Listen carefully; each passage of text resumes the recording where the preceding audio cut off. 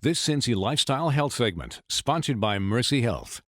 Nurses play an essential role at any hospital. The critical care nursing team at Mercy Health Kings Mills Hospital has the training and the latest technology to offer the best care possible for you and your family. My name's Lainey Cook, and I'm an ICU nurse here at Mercy Kings Mills.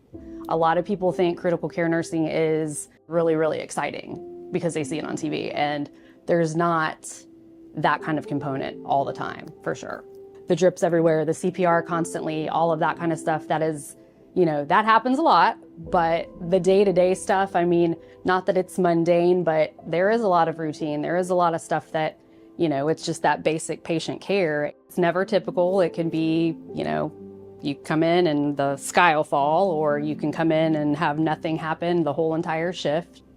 The exciting ICU part is that's part of it, but these are people, these are someone's daughter, someone's grandmother, whoever it may be, and they are trusting you to take care of them. So that's the big part for me. It's the bedside, the personal aspect of it too. There's a lot of fancy stuff here for sure. It's awesome.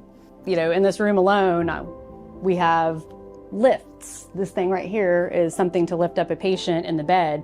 We have these basically motorized beds. They're called a Hercules, and it slides the patient up. We have all kinds of modalities for getting patients up out of bed, all of these, different therapies. We all kind of work together to make that happen. But the handful of us that came from other places and have experience with other places that necessarily did not foster that great of an environment and a work environment, we're all here working together. Everybody's got a smile on their face. We all get stressed and we all get busy and overwhelmed sometimes, but it's such a good team.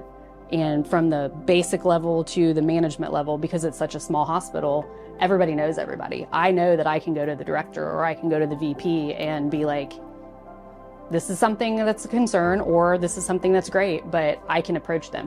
Where I came from, that would have never happened. Those people are miles and miles away, and they're on the other side of a Zoom call or an email, and it's so anonymous, and here everything is so personal. I love that about it. I've done it a long time. I have a lot of memories, a lot of patients that will never ever leave me. This family, they just had the most horrific experience with this man who, was their father, their husband, never really had been sick before, significantly sick. And he basically deteriorated to the point of needing to be put on the ventilator emergently. They were terrified. And that's a whole nother thing. Trying to navigate taking care of somebody who's very, very, very sick in the moment and keeping them alive, while also kind of diffusing and comforting the family, because they were there. They were at the bedside, they were terrified. And by the end of his hospitalization, and when he was able to go home, they came back, they had gifts, phone calls. They talked to all of the people, the powers that be, and I ended up getting, recognized for it, which was not why I was doing this, obviously, but it was a nice thing. And, he's thriving out in the community now, so it makes me happy, yeah. People coming back after they've stabilized and been out in the community, and they come back and, hi, do you remember me? I remember you. I will never forget you. That gives me goosebumps. That's what I'm here for sure.